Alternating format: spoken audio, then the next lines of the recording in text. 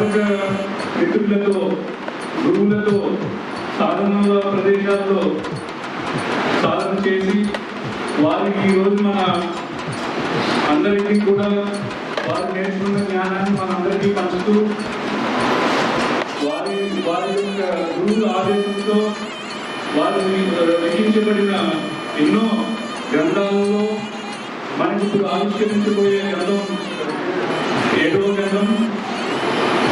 ఈ గ్రంథానికి మూల కారణం, ఈ గ్రంథాన్ని రచించడానికి మూల కారణమైన కొన్ని విషయాలను మనం ఇప్పుడు చర్చించుకుందాం. వాటిలో సత్యార్థ రామాయణం అని ఈ గ్రంథాన్ని ఆవిష్కరించబడినది. ఆ గ్రంథం యొక్క విజయాలను స్వామి తన యొక్క నివేదికలో ఎన్నో విషయాలను తెలుసుకొని సత్యార్థంగా అందరికీ తెలియాలన్న ఉద్దేశంతో ఈ గ్రంథాన్ని ఆవిష్కరించడం రాయడం జరిగినది. వాటి కనుక ముందు స్వామి రచించిన గ్రంథాల గురించి మనం ఒకసారి తెలియజేస్తున్నాం. స్వామి మొదటి గ్రంథమైన సచ్చిదానంద అంతర్యాత్ర అని ఒక గ్రంథాన్ని రచించారు. ఆ గ్రంథంలో స్వామి చేసిన యాత్రలు, అక్కడ వారికి కలిగిన అనుభవాలని లిఖిస్తూ మనకి తెలియజేశారు.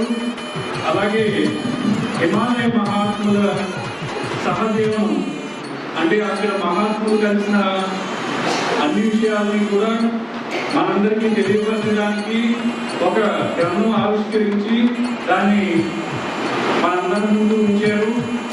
ఆ గ్రంథం మనం సాధకులందరూ కూడా ఆ అనుభవాలను మనం చదివి తెలుసుకున్నాం. అలాగే స్వామి వేదాలు అనుష్ఠానం చేసి వేదాల్లో ఉన్న విషయాలన్నీ కూడా సరళంగా అందరికీ తెలియాలి.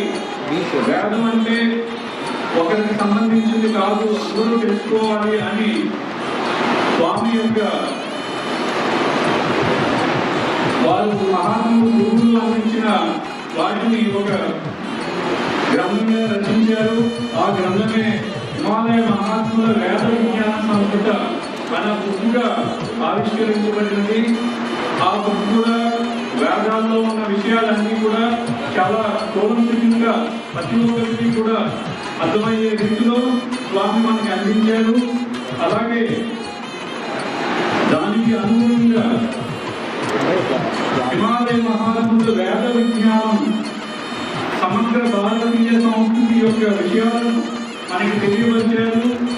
ఆ బుక్ ద్వారా కూడా మనకి ఎన్నో విషయాలు, మూలాలు ఏంటి, అసలు మనం ఎక్కడి నుంచి ఉపయోగించాం, ఇవన్నీ కూడా ఎన్నో విషయాలను దాంట్లో ప్రస్తావించి మహాగ్రంథంగా అది ఆవిష్కరించబడినది. ఎన్నో మానవులకు తెలియని విషయాలను కూడా ఈ గ్రంథాల్లో రచించబడింది. అలాగే హిమాలయ మహాత్ములు సాధనలో ఉన్న బుక్ కూడా మనకి స్వామి ద్వారా రచించబడినది. అలాగే మనం హోమం చేసుకోవడం కానీ ఏ కార్యక్రమాలైనా సరే ఇంట్లో ప్రతి ఒక్కరూ చేసుకునే విధంగా ఒక గ్రంథాన్ని కూడా రచించి సామాన్యులు కూడా హోమం చేసుకునే విధంగా సూక్ష్మ రూపంలో దాన్ని ఎలా చేయాలి అన్న విషయాన్ని కూడా మనకి అందరికీ కూడా తెలియపరిచిన బుక్ కూడా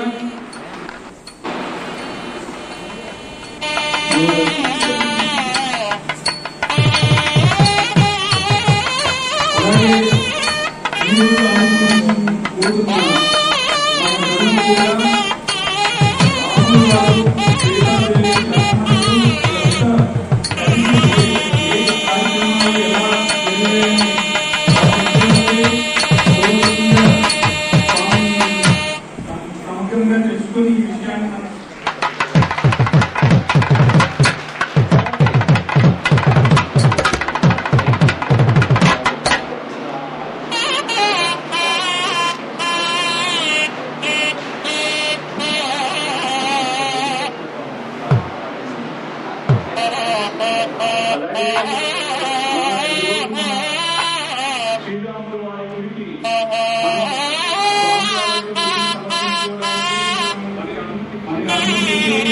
కార్యక్రమాన్ని ముందుగా తీసుకెళ్ళిన మన యువ గారిని రమాదేవి గారిని కూడా వేదిక అలంకరించవలసిందిగా కోరుతున్నాను.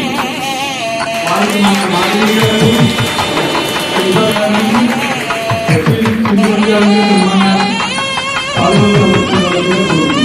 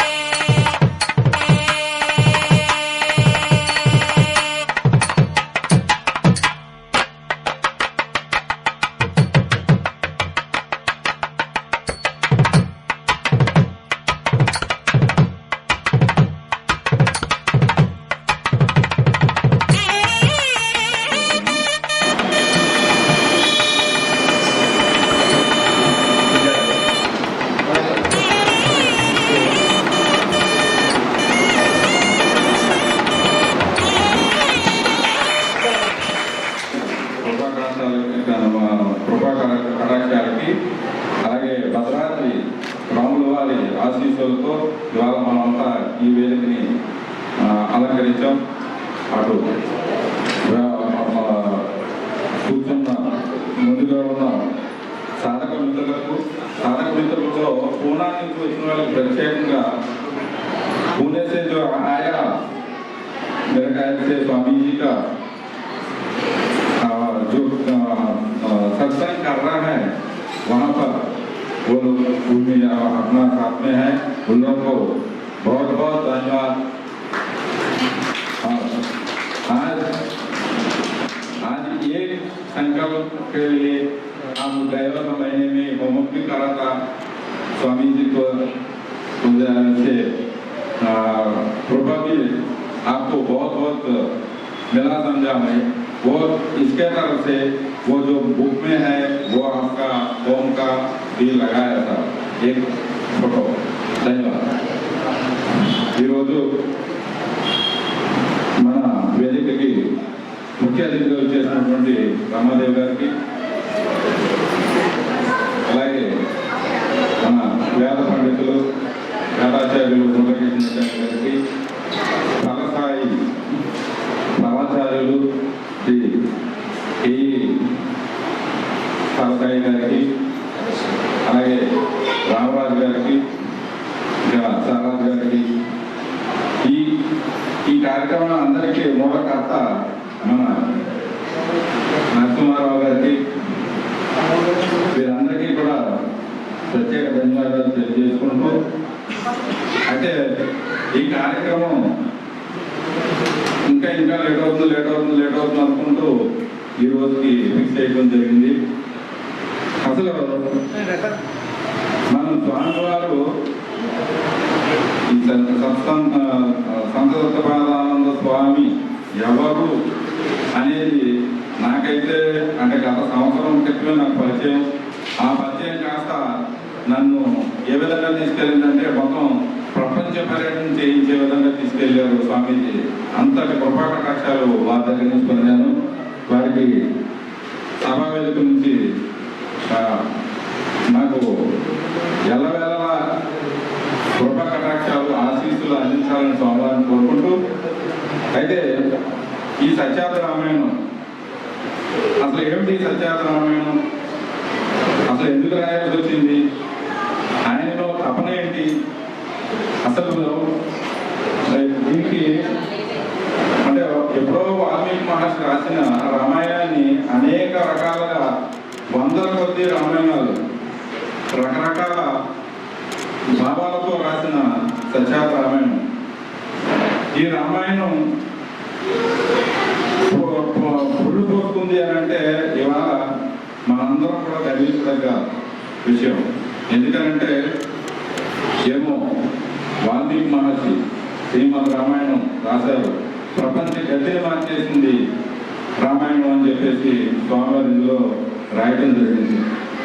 ఈ సత్యార్థ రామాయణం దాదాపుగా 3.5 సంవత్సరాల నుంచి ఆయనలో తపన తర్పించుకుంటూ అసలు హిమాలయ మహాత్ములు వారికి ఇచ్చిన సందేశాలు, వారి మొత్తం వారి సాధనలో ఆయన పొందిన అనుభవాలు అన్నీ కూడా ఈ సత్యార్థ రామాయణంలో రాయడం జరిగింది.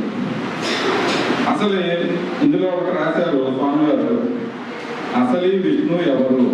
ఫిబ్రవరి నుంచి ఈ రోజు వరకు కూడా ఎన్నిసార్లు చదివానో నాకే తెలియదు, ఎంత అనుభూతి పొందానో నాకే తెలియదు.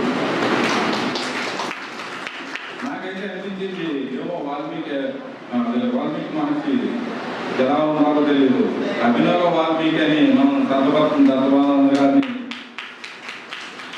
మనం ఆ విధంగా పూజించుకోవాలి, ఆ విధంగా అభివర్ణించుకోవాలనేది నా మనసులోని మాటని ఈ వేదిక ద్వారా తెలియజేస్తున్నాను.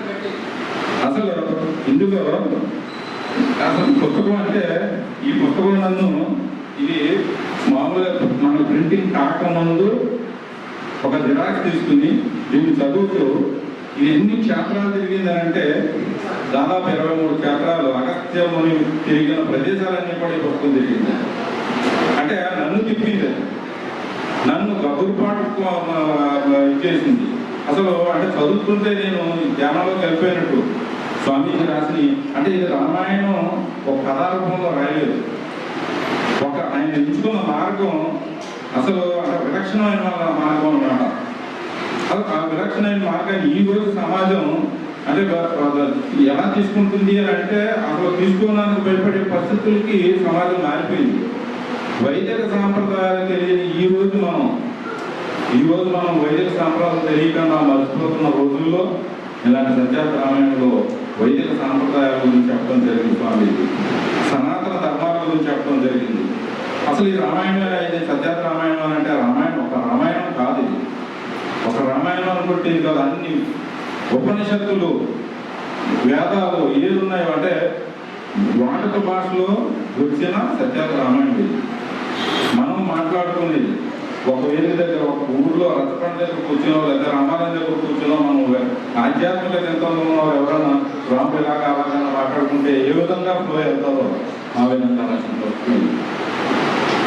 సామాన్యులకి ఎంత అనుభూతి పొందుతారంటే ఇందులో రాసింది అసలు సీత గురించి రాయటం కానీ, రాముడి గురించి కానీ, లక్ష్మణుడి గురించి కానీ, రావణుడి గురించి కానీ, భరతుడి గురించి ఇంకా అసలు ఏంటంటే ఒక్కొక్క వ్యక్తిని తీసుకుని వారి యొక్క గుణగణాలని మనం ఇందులో ఒకరికి రాశారు. రాముడు ఉన్నంతసేపు మిగతా క్యారెక్టర్స్ అన్ని సైలెంట్ అయిపోయాయి. కానీ ఇక్కడ మాత్రం సత్యార్థ రామాయణంలో మాత్రమే ప్రతి క్యారెక్టర్, ప్రతి వ్యక్తి, ప్రతి ఒక ప్రత్యేక ఇది రాసుకుంటూ వచ్చారు స్వామీజీ. అసలు ఈ అనుభూతి ఎలా ఉంటుందనంటే ఈ విధంగా అన్నది కదా, అసలు విష్ణు ఎవరు అన్నది ఆర్యవర్తంలో ఏ విధమైన మార్పులు వచ్చింది. అసలు చతుస్వాది ద్విపాదిగా మారిన తర్వాత, ద్విపాది నుంచి అయిన తర్వాత మనం 4 వేదాలు, 4 యుగాలు మనం ఉన్న పరిస్థితుల్లో ఇవాళ మనం పోతే ఆ నలుగురు కావాలి అన్నట్టు ఆ ఫ్లో ఎలా అయితే ఉందో వేదాలు ఏంటంటే వరాహ విష్ణువు, వేదాలని మర్చిపోతున్న దాన్ని వరాహ విష్ణువు భూమి నుంచి తవ్వి తీసుకొని మనకు అందించింది అనేది మాటలు కొన్ని ఉన్నాయి. అట్లాగే సీతాదేవి బహుభారతాన్ని వ్యతిరేకించిన తీరు, అసలు బహుభారతం ఎందుకు వచ్చింది అనేది తీరు, రాముణ్ణి ఆమె అడగటం, విశ్వామిత్రుడికి సలహాలు ఇవ్వటం, అసలు ఇది ఏంటంటే ఒక కొత్త రూపం అన్నమాట. అసలు మనం ఏంటంటే ఇప్పటి వరకు రామాయణాలు ఎన్నో చదువుకుంటారు, ఎన్నో వినుంటారు. ఇవాళ పొద్దున కూడా నేను హైదరాబాద్ నుంచి వస్తున్నప్పుడు ఒక రామాయణం గురించి చెప్పుకుంటే రావణాసుని అసలు ఇంకా ఎలాంటి క్యారెక్టర్ చూపించారంటే అసలు మనం బాధ్యత నీ మీద ఉంది అని ఒక ఉత్తమ పర్యాటకుడుగా పంపించారు అని చెప్పి స్వామివారు రాశారు. అసలు రాముని ఉత్తమ పర్యాటకుడు అని ఎవరన్నా అన్నారని ఇప్పుడు దాకా ఆ ధైర్యం సరిపోయిందండి? లేదు. అసలు గదురుపాటు అనమాట. మనం ఇచ్చేస్తుంటే నాకు ఇప్పుడు కూడా చదివింది చూసి ఇంకా చదివి ఆ రాక్షసులాగా నేనే రాక్షసుని, ఈ మొత్తం మీ సమాజం బ్రహ్మ హాల్లో ఉన్న రాక్షసుని నేనే, ఆ విధంగా చదివారు. రాక్షసత్వం స్వామిని తగ్గించారు. స్వామి అంటే నాకు ఎలాంటి పరిస్థితి అయిపోయిందంటే ఈ పుస్తకం రాసినప్పుడు వాల్మీకి ఎంత అసలు ఇబ్బందులు గురయ్యారో అటువంటి ఇబ్బందులు అతను స్వామికి తన మనసులోని తనకి ఆధ్యాత్మికంగా హిమాలయ మహాత్ములు ఇచ్చిన గుహల్లో సాధన చేస్తున్నప్పుడు కలిగిన అనుభూతుల్ని ఈ పుస్తకంలో పెట్టడం జరిగింది. అసలు ఇంకా మహాద్భుతం అన్నమాట. అసలు పర్ణశాల దేనికి పెట్టారంటే సాంస్కృతిక కేంద్రం. కైకేయి మాత కోరిక అక్కడ నెరవేరింది అన్నారు. చెడులు అంటారు. మనం ఇవాళ ఈ వేదికలు పెట్టుకున్నా, ఇంకోటి పెట్టుకున్నా పర్ణశాల మూల కారణం. ఇవాళ ఈ వేదిక ఉందంటే పర్ణశాల అంటారు. మరి అది స్వామీజీ చెప్పారనంటే మరి అది మనకి ఏ విధంగా అంటే ఇవాళ మనకి తెలుగు జాతి కాదు, భారతదేశంలో ప్రతి పౌరుడు గౌరవించదగిన వర్ణన ఏదన్నా ఉందంటే ఆ పర్ణశాల వర్ణన చాలు. అసలు రాముడికి వనవాసంకి వచ్చేటప్పుడు ఒక అయోధ్యలో ఉన్న రామరాజ్యంలో ఉన్న జ్ఞానాన్ని తీసుకుని ఒక 100 మందిని తీసుకుని రక్షకులుగా తీసుకొచ్చి ఇవాళ మనం చూస్తున్నాం. 2+2 గమనాలు ఇచ్చారు, లేదా 4+4 గమనాలు ఇచ్చారని అనుకుంటున్నాం. మరి ఆ రోజు రాముడు ఏ గమనాన్ని తీసుకోలేదు. ఎలా వచ్చారనంటే స్వామీజీ చెప్పిన తీరు ఎలా ఉంటుందనంటే దాన్ని వారు ముగ్గురు రావడం, వనవాసం చేయడం, వాళ్ళ ముగ్గురే కష్టపడి పంచాలు కట్టడం. అంటే కైకేయమైన కోరికని నెరవేర్చడానికి రామలక్ష్మణుడు సీతాదేవి ముగ్గురు కష్టపడి పంచాలు కట్టారు. మరి ఏంటంటే ఆ వర్ణన అది అనుకోకుండా 50 ఏళ్ళ నాడు ఇందులో నిమ్గారని ముందు మాట రాశారు మా గురువు గారు. లోపల నాకండి అధ్యక్షులుగా ఉండి చేస్తున్నాం. అంటే మనం ఎన్ని రోజులు పెట్టుకున్న పారాయణం చేసినట్టు ఉంటుంది. కాబట్టి స్వామిని చేతుల మీద ఈ యొక్క మహద్గ్రంథాన్ని, ఈ ఆవిష్కరణోత్సవం మనం పెట్టుకున్నాం కాబట్టి ఈ ఆవిష్కరణోత్సవంలో స్వామివారి చేతుల మీదుగా మొదట ఈ సత్యాత రామాయణం మనం ఆవిష్కరించుకుందాం. స్వామివారి చేతుల మీద ఆవిష్కరణ జరుగుతుంది. ఆవిష్కరణ చేసిన తర్వాత స్వామివారు ఈనాటి ముఖ్య అతిథికి కాపీని ఇవ్వాల్సిందిగా ఈ మహాగ్రంథాన్ని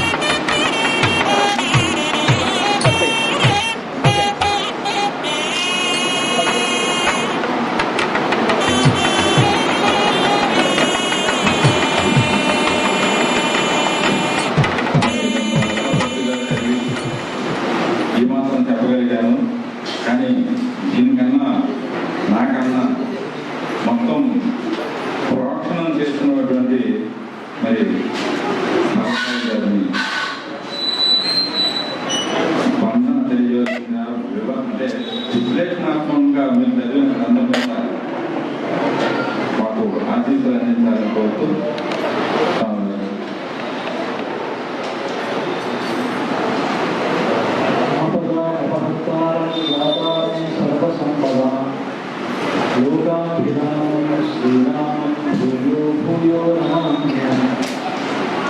అసాధ్య సాధక స్వామిన్ అసాధ్యం సవకింబల రామదూత కృపా సింధో సత్కార్యం సాధయ ప్రభో.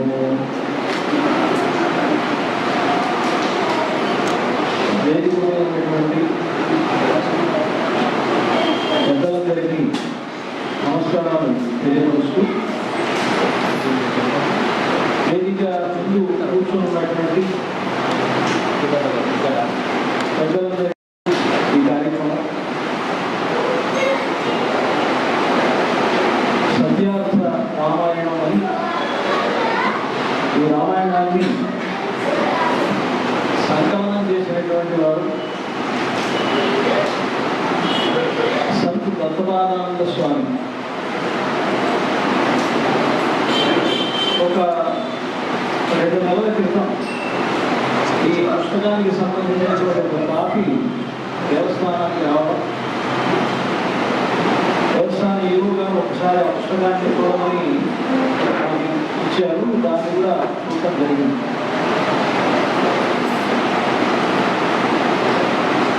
వాల్మీకి అందించినటువంటి రామాయణంతో ఏ రామాయణము పోటీ కాదు. ఏమిటి అంటే అసలు ప్రపంచానికి రాముని పరిచయం చేసిన వాడే వాల్మీకి.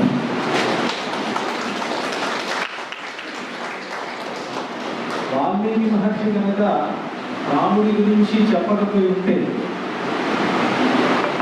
అసలు ఇంకొక రామాయణం అనేటువంటి ఊహ రాదు,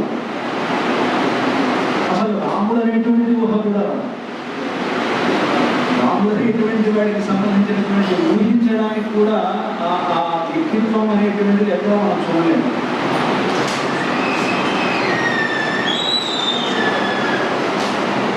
ప్రసిద్ధంగా ప్రమాణముల గురించి చెప్తూ ప్రమాణములు అంటారు. ఏదైనా సరే ఇలాంటి గ్రంథములన్నింటినీ కూడా ప్రమాణములు అంటారు. అసలు ప్రమాణము అనడానికి ప్రమాణము అంటే ఏమిటి అంటే ఏదైతే మనకు జ్ఞానాన్ని ఇస్తుందో జ్ఞానాన్ని ఇచ్చేటువంటి వాటన్నిటికీ ప్రమాణం అని పేరు. ఈ జ్ఞానం కలగాలి ఏదైనా సరే. ఒక రూపానికి సంబంధించిన జ్ఞానం మనకు కలిగింది అంటే అది నేత్రం ఉన్నందువల్ల కలుగుతుంది. నేత్రాలతో ఒక రూపాన్ని చూసి ఈ రూపం అందంగా ఉంది, ఈ రూపం వికారంగా ఉంది, ఈ రూపం భయంకరంగా ఉంది అని మన నేత్రాల ద్వారా చూసి తెలుసుకుంటానంటే నేత్రం కూడా ఒక ప్రమాణం. ఒక శబ్దం మనకి వినిపించిందంటే ఈ శబ్దం చాలా ఇంపుగా ఉంది, ఈ శబ్దం కఠోరంగా ఉంది అని మనకి తెలుస్తుందంటే చెవుల ద్వారా వింటాం కనుక ఆ చెవులు ఒక ప్రమాణం. ఇలాగా వాటికి జ్ఞానేంద్రియములకు వేరు. ఇంద్రియముల ద్వారానే మనకు జ్ఞానం కలుగుతుంది సహజంగా. కనుక వీటన్నిటి కూడా ప్రత్యక్షములుగా పేరు. ప్రత్యక్ష ప్రమాణములు. ఎవరైనా దేవుడిని చూసారా మీరు చూపించండి అని అంటారు కదా. అంటే చూపించండి అంటే మనం చూస్తే కదా చెప్పడానికి. కనుక చూశారా అని అంటే దేవుణ్ణి ఎవరు నేను చూశామని చెప్పడానికి ఎలా చూడాలి వాళ్ళు దేవుణ్ణి? అంటే కళ్ళతో చూడాలి, చెవులతో వినాలి, ముక్కుతో వాసన చూడాలి, నోటితో రుచి చూడాలి. అలా చూస్తేనే కదా దేవుడి గురించి ప్రత్యక్షంగా చెప్పడానికి. ఒకవేళ చెప్పడానికి కూడా మనకు వచ్చినటువంటి అనుభూతిగా చెప్పగలం. మనం కళ్ళతోటి ఒక అందాన్ని చూసి అమ్మా ఇది అద్భుతంగా ఉంది అని చెప్పగలం. కానీ ఇది చూపిస్తే నాకు ఒక రకంగా కనిపిస్తుంది, ఇంకొకరికి ఒక రకంగా కనిపిస్తుంది. ఆ కళ్ళకి అందంగా కనిపించింది, ఇంకొకళ్ళకి అది అందహీనంగా కనిపించవచ్చు కదా, కూడా సాధ్యం కాదు. అలాగే ఇంకొకటి చూసినటువంటి దాన్ని కొంత ఊహించి మనం తెలుసుకునేటువంటి ఒక ప్రమాణం ఉంది. ఇది అనుమాన ప్రమాణం అంటే ఊహిస్తాం. నాకు తెలియదు కానీ తెలిసినటువంటి దాన్ని బట్టి ఇది తెలిసింది కంటే దీన్ని బట్టి కొంత ఊహిస్తాం. అలా ఊహించి చెప్పడానికి అనుమానం అని పేరు. అనుమాన ప్రమాణం అంటారు. ఇంకొక దగ్గర ఉంది, అదేమిటంటే పోలిక చేసి చూపిస్తాం. తెలియనటువంటి దాన్ని ఇలా ఉంటుంది. ఆ అమ్మాయి ముఖం చంద్రబింబంలాగా ఉంది అని అన్నాం. చంద్రబింబాన్ని చూస్తున్నా, అమ్మాయి ముఖాన్ని చూస్తున్నా, అందంగా ఉంది, గుండ్రంగా ఉంది. చంద్రుడిని చూసినప్పుడు ఎట్లా ఆహ్లాదకరంగా ఉందో ఈ అమ్మాయి ముఖం చూడగానే ఆహ్లాదకరంగా ఉంది. అంటే దీనికి ముఖం చంద్రబింబంలాగా ఉంది అని అంటే అది ఉపమానము అంటారు, ఉపమాన ప్రమాణము అంటారు. అది కూడా ఒక ప్రమాణం. అంటే జ్ఞానాన్ని కలుగజేసుకోవాలి. ఇవన్నీ కాదు, కొన్నింటిని మనం నమ్మి తీరాలి, విశ్వసించి తీరాలి. అది అలా ఉండేటువంటివి మనకు ఆప్తవాక్యములు అంటాం. ఆప్తులైనటువంటి వాళ్ళు చెప్తారు కొన్ని. ఈయన మీకు తండ్రి, ఈవిడ మీకు తల్లి అని చెప్తారు కొంతమంది. అది విశ్వసించాలే కదా. దాన్ని మనం పరీక్షించగలమా, లేకపోతే దాన్ని ఊహించగలమా, లేకపోతే దాన్ని నిర్ధారించగలమా? నిర్ధారించగలం. ఎవరో కొంతమంది పక్కన ఉన్న వాళ్ళు వీళ్ళిద్దరే మీకు తల్లిదండ్రులు అంటారు. సరే ఇప్పుడైతే కొంచెం డిఎన్ఏ టెస్ట్ లాంటివి ఏమైనా ఉన్నాయేమో, ఉన్నా సరే లేకపోయినా దాన్ని పక్కన పెట్టేస్తే ఎవరైనా నమ్మి తీరాల్సిందే. కొన్ని డిఎన్ఏ టెస్ట్ కూడా నమ్మి తీరాల్సిందే కదా. నమ్మితే తప్ప విశ్వసించాలి. అలాగా ఆప్తవాక్యములు లాంటివి ఈ గ్రంథాలు. రాముడి అంటే ఒక క్యారెక్టర్ని మన ముందు ఉంచాడు, మనల్ని నమ్మేట్టుగా చేశాడు, మనం పూజించేట్టుగా చేశాడు. అలాంటి గొప్ప వ్యక్తి వాల్మీకి కనుక వాల్మీకి వంటి వాడు ఇలాంటి వాడు చెప్పడానికి వాల్మీకితో పోలిక ఎవరిని చెప్పలేము. వాల్మీకిని అనుసరిస్తున్నటువంటి వాడు. ఎందుకంటే మనం అందరం కూడా గొప్పగా చెప్పుకునేటువంటి మహాకవి కాళిదాసు. ఆయన చెప్పాడు, వసూర్య ప్రభో వంశ క్వచాల్ప విషయామతి. ఆ 18 పురాణాల్లోనూ ఒక్కొక్క సమయంలో ఒక్కొక్క రకంగా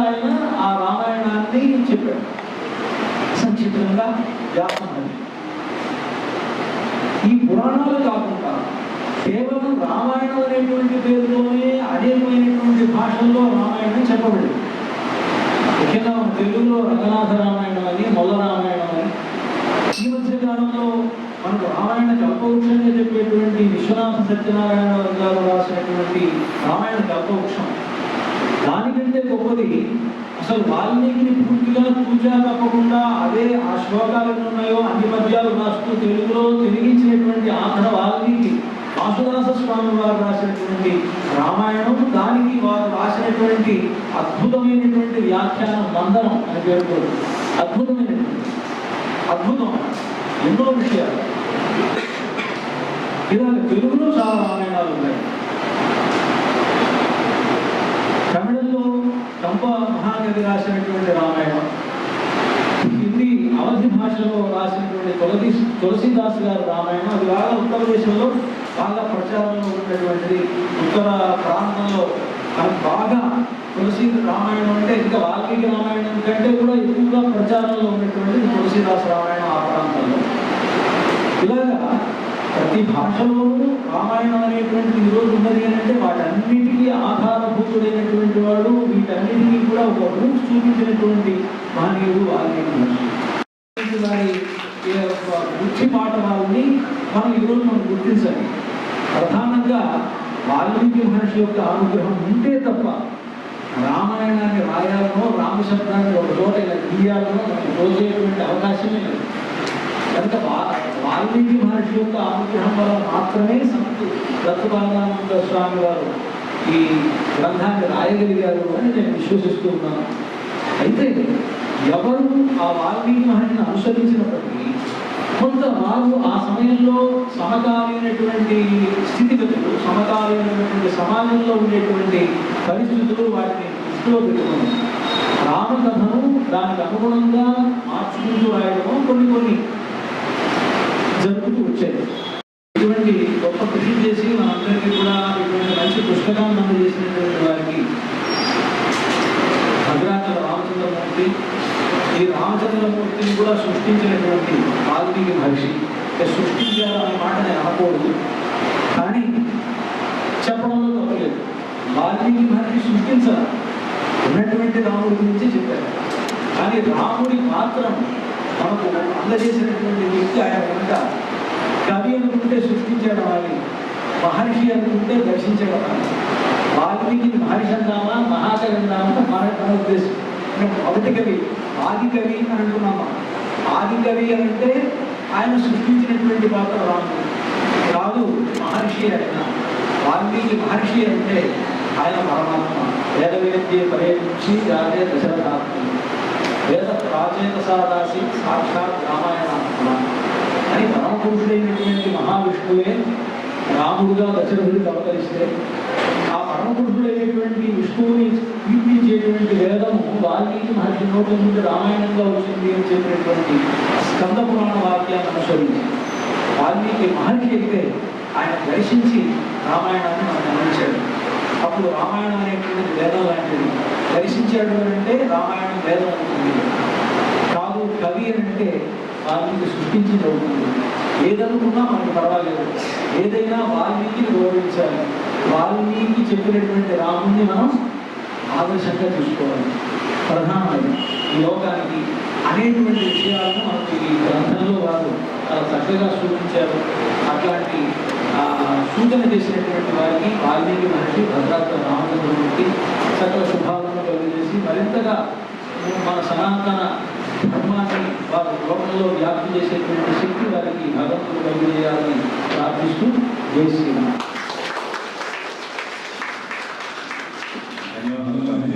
పెద్దలు గౌరవించడంలో వాళ్ళ నాన్నగారి నుంచి వచ్చిన సాంప్రదాయాన్ని వారు ఏంటంటే వాళ్ళ నాన్నగారు కూడా ఎన్విరాన్మెంట్ డిపార్ట్మెంట్లో చేసేవారు. వారు నాకు సన్నిహితులుగా మీ అందరికీ చెప్తూ మా కృష్ణమాచార్య గారిని, మురళీ కృష్ణమాచార్య గారిని వారి ఆశీస్సులు అందించాల్సిందిగా కోరుతున్నాను.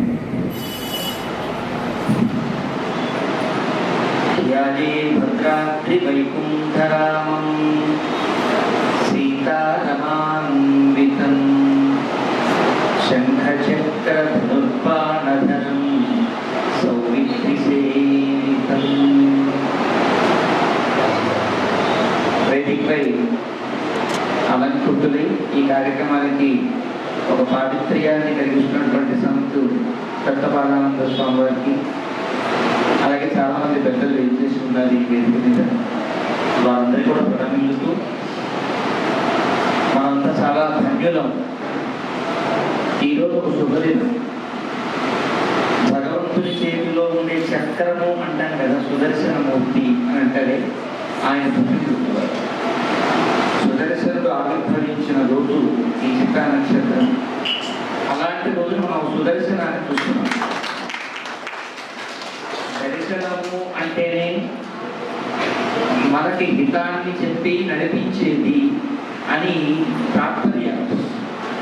సామాన్యంగా దర్శనం అంటే కనిపించిందనో కనిపించబడేదనో అంటాం, కానీ వేదాంతములన్నీ దర్శనములు అనే పేరుతోనే పిలువబడతాయి. అంటే మనకి హితాన్ని చూపిస్తాయి, ఆ మార్గంలో కనిపిస్తాయి. రామాయణం గొప్ప సుదర్శనం, చాలా గొప్పది. రామాయణం ఎందుకు ఆవిర్భవించింది అని అంటే, ఏదో భగవంతుడి కథ చెప్పాలనో రాముడి కథ చెప్పాలనో రామాయణం ఆవిర్భవించింది. ఆలోచించారు. వాల్మీకి మహర్షి యొక్క ఆశ్రమానికి నారద మహర్షి వచ్చింది. నారద మహర్షి అంటే నిత్య సతతం నారాయణ స్మరణ పరాయణ. అలాంటి మహనీయుడు బ్రహ్మమానస పుత్రుడి ఆశ్రమానికి వస్తే ఎవరైనా ఏమడుగుతారు? నాకు ముక్తి ఉన్నదా, నేను ధరిస్తానా కదా అడగాలి. అలా అడగకుండా వాల్మీకి నారద మహర్షి కూర్చోబెట్టి ఆతిథ్యాన్నిచ్చి ఒక మంచి మనిషి కథ చెప్పవా అని వాల్మీకి అడిగితేమి, గుణవాన్ వీర్యవాన్ ధర్మజ్ఞ కృతజ్ఞ సత్యవాక్య వినోవ్రత చారిత్రయుక్త అని ఒక 16 గుణములను ప్రశ్నించి, ఇలాంటి 16 గుణములతో కూడిన ఒక మంచి మనిషి కథ నాకు చెప్పు అని అడిగాడు వాల్మీకి. వాల్మీకి అడిగిన కథ దేవుడి కథ కాదు, మంచి మనిషి కథ. నారద మహర్షి కూడా ప్రారంభించాడు, మహావో దుర్లభాశ్రీగా యస్వయ కీర్తితా. వాల్మీకి నువ్వు అడిగినటువంటి గుణములన్నీ ఉండడం కష్టమయ్యా, అయినా ఒకసారి ఆలోచించి చెబుతాను అని కళ్ళు మూసుకుని ధ్యానించి ఒకే ఒక మంచి మనిషి ఉన్నాడయ్యా, ఆయన కథ నీకు చెబుతాను అని చెప్పాడు. అంటే ఇప్పుడు రామాయణం ఎవరి కథ? మంచి మనిషి కథ. కాబట్టి కథగా చెప్పాడు వాల్మీకి. చెప్పాలి. సాధారణంగా కథ కనుక అయితే ఏదో రసం మనుష్య కథ, కొన్ని రామ కథ, రామచరిత్ర, రామపురాణం ఇలా పేర్లు పెట్టేవాడు. అలా పేరు పెట్టారు. ఆశ్చర్యకరంగా ఈ గ్రంథానికి రామాయణం అని పెట్టారు. అంటే అర్థం రాముని యొక్క ప్రవర్తనము అని అర్థం, రాముని యొక్క నడవడిక అని పుస్తకానికి పేరు.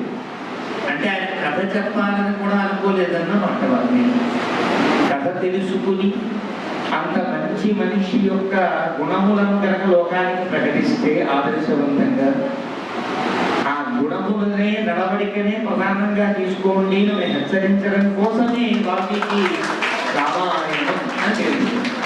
ఇంకా ఈ పేరు ఏ గ్రంథానికి ఉండదు. మనం తర్వాత రావణాయనం అన్నామన్నా బాగుంది సార్. ఏ కథకి కూడా ఈ అయనం అనే పదం పెట్టే అవకాశమే లేదు. ఎందువల్ల ఎన్నో గుణముల ప్రభు రామచంద్రమూర్తి. ఆ గుణములన్నీ మనకు కావాలి కాబట్టి తులసీదాసు గారు రాముణ్ణి మర్యాదా పురుషోత్తముడిగా మనకు అందించారు అని దత్తపాదానంద స్వామి వారు రామాయణంలో ఒక మాట అన్నారు. చాలా అందమైన మాట. మర్యాదా పురుషోత్తముడిగా అనిపించారు. మర్యాద పురుషోత్తముడు అంటే ఇది కావు, ఇది కూడా అనుకుంటే అనుకోవచ్చు కదా. మర్యాద అంటే అర్థం హద్దు అని అర్థం. ఏ వ్యక్తి ఎవరితో ఎంత హద్దులో ఉండాలో చెప్పడాన్ని మర్యాద అని అంటారు సంస్కృతం. కాబట్టి రాముడి కథ ఎలా చూడాలి? ఇప్పుడు కౌశల్య ఎక్కడ పుట్టిందా, ఎక్కడ పుట్టిందా, సీతాదేవి రక్తం తాగితే పుట్టిందా, ఇవన్నీ కూడా తర్వాత వచ్చిన అభూత కల్పనలైన అసత్యార్థములే తప్ప సత్యార్థములు సందేహము లేదు. కథలు చాలా పుట్టాయి. దత్తపాదానంద స్వామి కూడా ఇన్ని రామాయణాలు చూసి ఇందులో ఉండే విశేషాలను గమనించి నాకు తెలిసినటువంటి మహాత్ములు చెప్పినటువంటి అంశంలో కలుపుకుంటూ రాష్ట్రాన్ని వారు చాలా సత్యంగా ప్రకటించారు. సత్యార్థరామని ఇందులో చాలా అద్భుత కల్పనలు ఉన్నాయి ఈ విషయంలో ఉన్నాయి. అవి నిజానికి వాస్తవములు.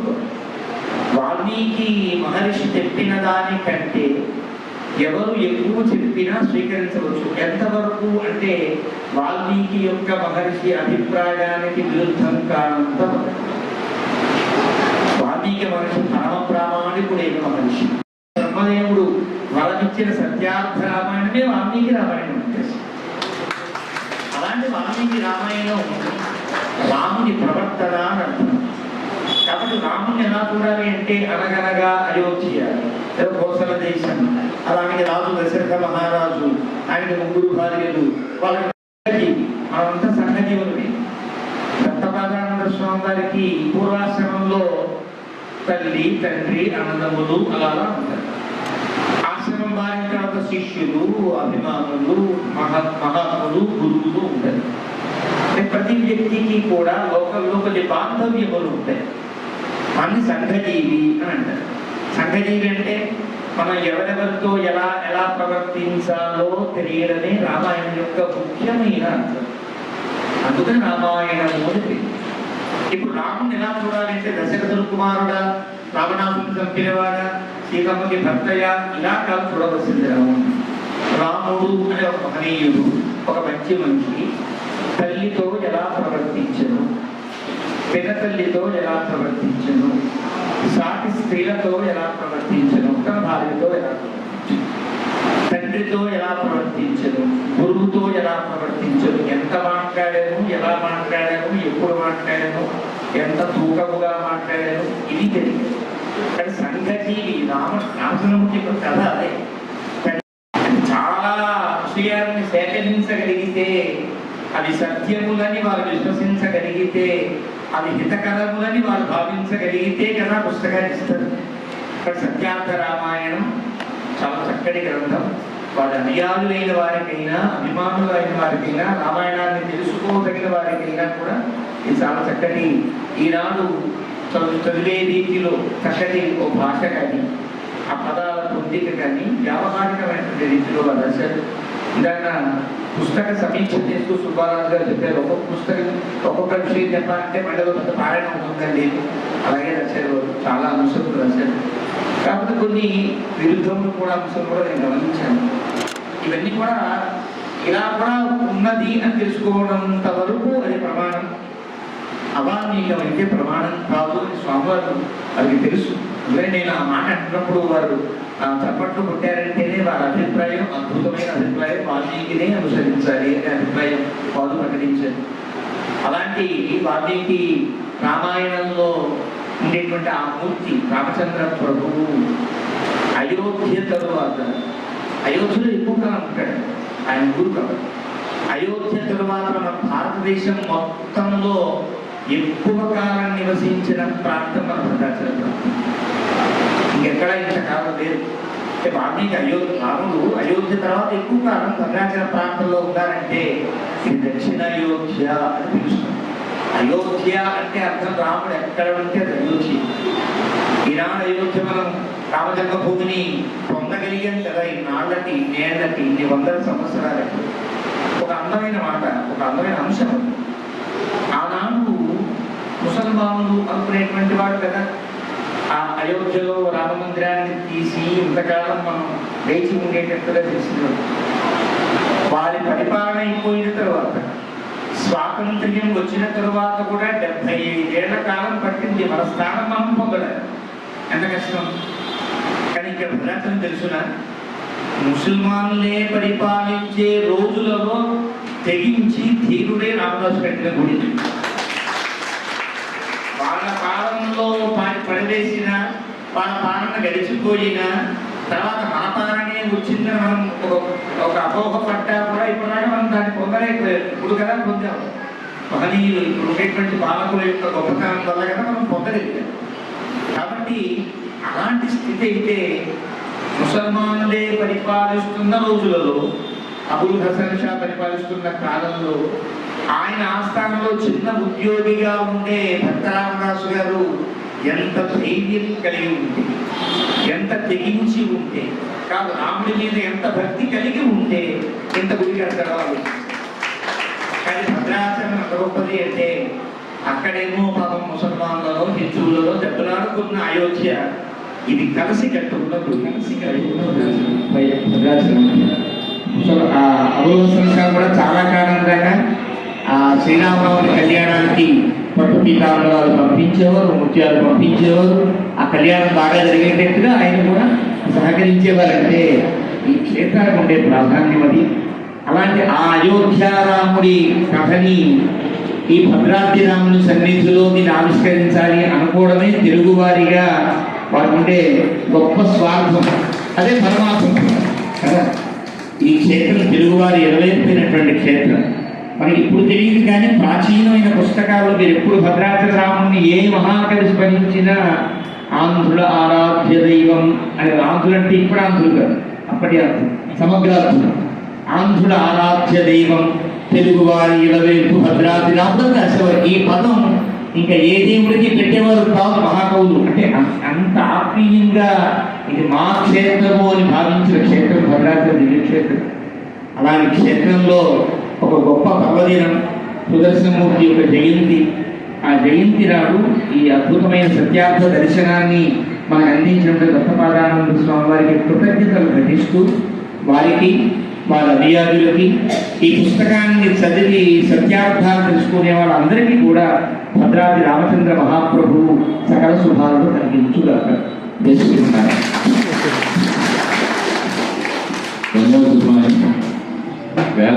వేద పండితులు వేదాల మీద అధ్యయనం చేస్తున్నారు. మరి విరుద్ధాలను స్వీకరించమని ఆహ్వానించిన వారు అద్భుతం కాలేదా? ఎందుకంటే ఈ పుస్తకం రాసినప్పుడు స్వామి ఒక 6 ప్రింట్లు తీసి దీనికి ముందు మాట రాయాలని అన్నప్పుడు అంటే వాళ్ళ స్వీకరించలేని పరిస్థితి. అంటే ఏమిటి స్వీకరించకపోవడం కారణం ఏంటి నేను అడిగాను. అంటే ఏం విరుద్ధాలు ఉన్నాయి? సత్యార్థాలే కదా, వాల్మీకిని కాదని రాయలేదు కదా. ఇప్పుడు ఆ విధంగా అడిగినారు చేసి దీని మీద ముందు మాట రాసినప్పుడు ఓలే పార్వతీరావు మాట అన్నారు. ఇది ఒక మహాభక్తుడి విరచితం, మహాభక్తుడి విరచితం అని ముందు మాట ఉండడం జరిగింది. అంటే మీ ఆశీస్సులు సదా మాకు ఉండాలని చెప్పి ఈ సాధన మిత్రులందరికీ కూడా కలగాలని చెప్పి కోరుకుంటూ అమ్మ రమాదేవి గారు ఎప్పుడైనా మరి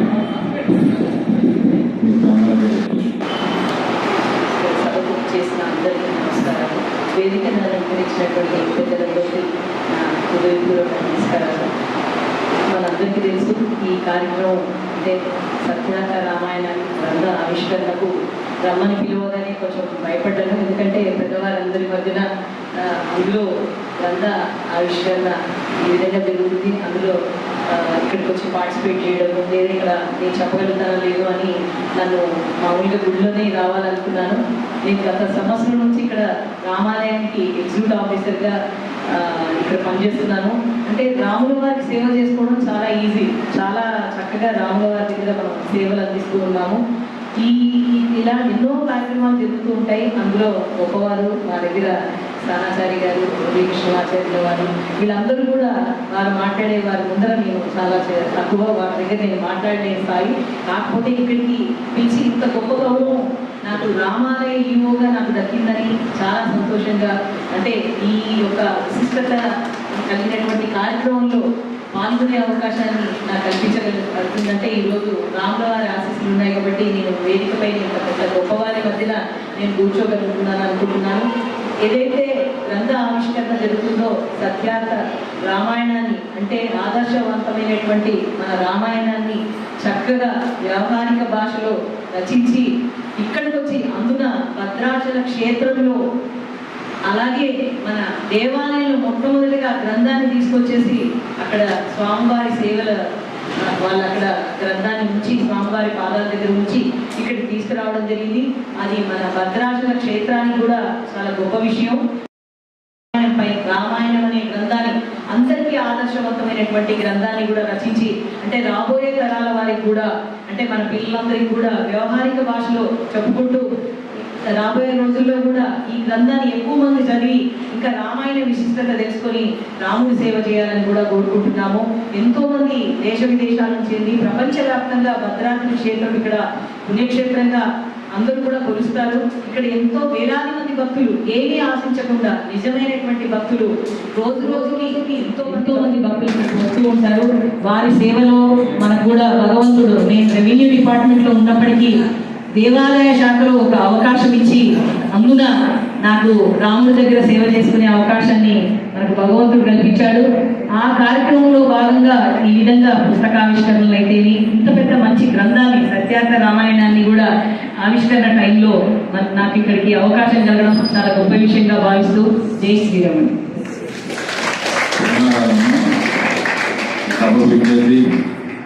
మీరు ఆశిస్తున్నారు మరి ఈనాటి మహాపండితులు సంస్కారవంతులైనటువంటి అందరికీ కూడా ఓం నమో భగవతే. వేదిక ముందు కూర్చున్నటువంటి ఆధ్యాత్మికులు సాధకులు అందరికీ కూడా భద్రాద్రి శ్రీ సీతారామలక్ష్మణ పద్మ ఆశీస్సులు అందరికీ అందాలని చెప్పి కోరుకుంటూ నేను సత్యార్థ రామాయణం గురించి కొన్ని విషయాలు క్లుప్తంగా చెప్తాను. అందరూ కూడా ఒకసారి రెండు విధాలుగా పెట్టుకుని పక్కవారి శరీరం తగలకుండా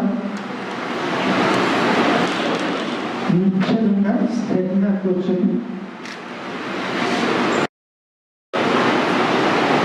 ఋషి అంటే నిజమైనది వాస్తవాన్ని గ్రహించేది. మరి మనం గ్రహించాలంటే మన మానవ జీవితాన్ని 10,000కి గురించేస్తే ఈ 10,000 సంవత్సరాలు మనం ఏం చెప్పగలం? అందుకని నాకు ఊహ వచ్చిన దగ్గర నుంచి కూడా నాకు ఈ పాఠంలోకి వచ్చిన తర్వాత గణపతి సచ్చిదానంద స్వామి వారి ప్రేరణతో ఆయన ప్రార్థనలతో పరివరాజక దీక్షగా నేను భారతదేశాన్ని ఆ చుట్టూ ఉన్న కొన్ని దేశాన్ని తిరిగిన సమయంలో ఎందుకంటే మనం వేదాన్ని మన కోసం మనం దగ్గర ఉంచుకోవాలి. అగస్త్య మహర్షి మొత్తం ప్రపంచంలో ఉన్న అన్ని ప్రాంతానికి తిరిగి ఆయన ఒక్కడు మాత్రమే కాదు, అనేక మంది. అంతేకాదు రాజవంశాల వాడు, రాజవంశంలో అగ్రజులు చెప్పుడు వాళ్ళని నేను ముఖ్యంగా తీసుకున్నాను, వాల్మీకి మూలాన్ని తీసుకున్నాను. అలాగే కంబన్ ముని తీసుకున్నటువంటి అహింస విధానాన్ని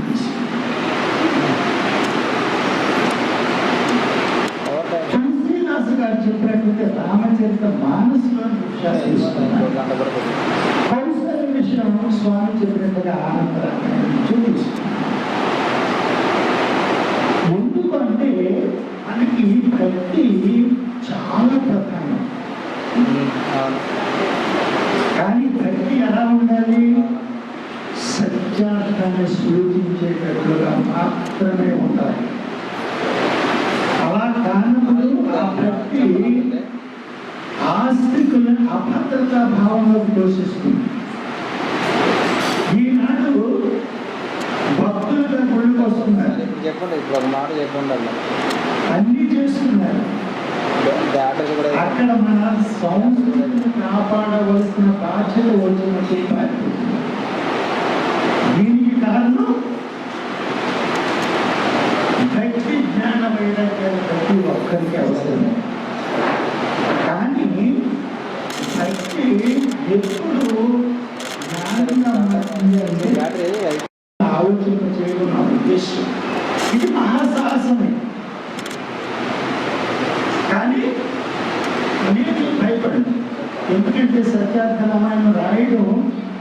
రాముడి యొక్క చరిత్రను కొత్తగా సత్యార్థాన్ని వెలికి తీస్తూ రాయడం కత్తి మీద సామవంతుడు. తాకతిని సంహరించలేదు రాముడు అంటే ఎవరైనా అంగీకరిస్తారా? చిన్న పిల్లలు కూడా అంగీకరించారు.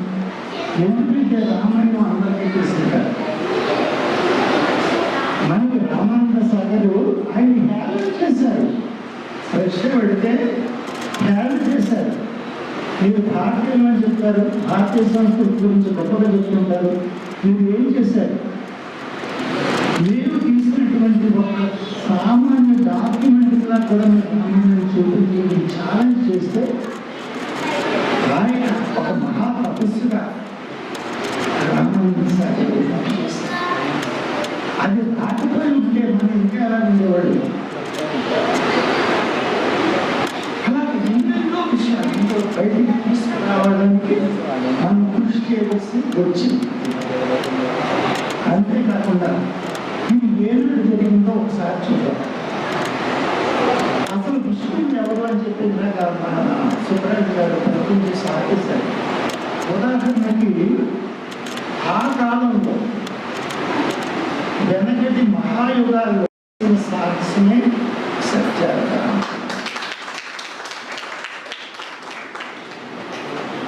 ఎందుకంటే మనకి యుద్ధాలు వచ్చిన సమయంలో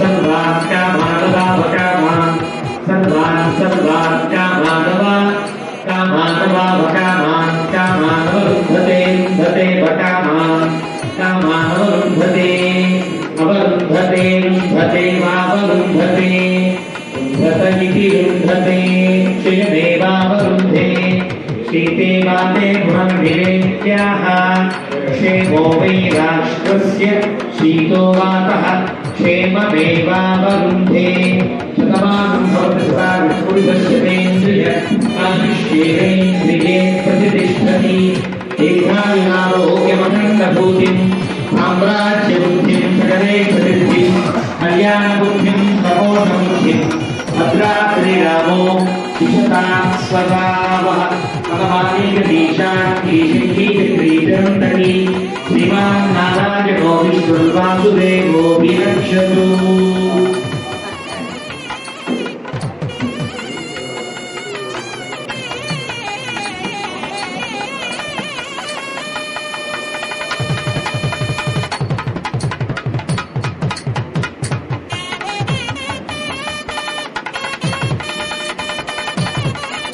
వేదాంతవత్నం జరిగింది.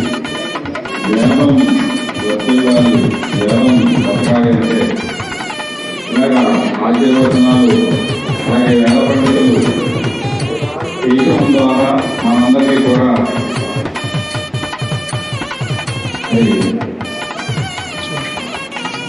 సమాజం మర్చిపోతున్న వేదాంతులంటే కూడా చాలా మంది తెలియని పరిస్థితి ఇవాళ.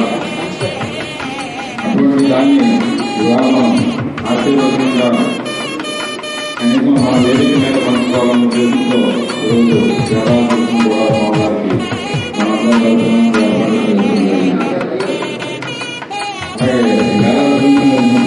చేసినటువంటి వారికి కిరణ్ వారి తల్లిదండ్రులు మంజ రామారావు అలాగే రామాయణాన్ని కూడా స్వామివారి జరుగుతుంది. స్వామివారి చేతుల మీదుగా అందరూ కూడా ప్రచార రామాయణాన్ని పొందాల్సిందిగా కోరుతున్నటువంటి పండితులకి స్వామివారి చేతుల మీదుగా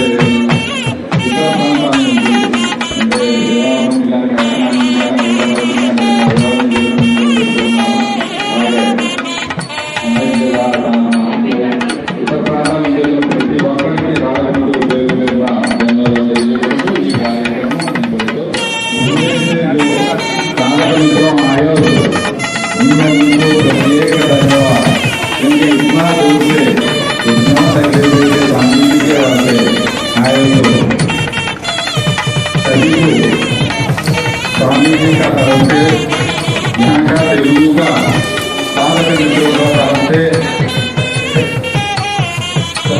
ये अपना बारेगिरी का आजीविकों से आपको सभी सबको मैं तो एक आदमी और मैं हिंदू सारे मित्रों को बात किया था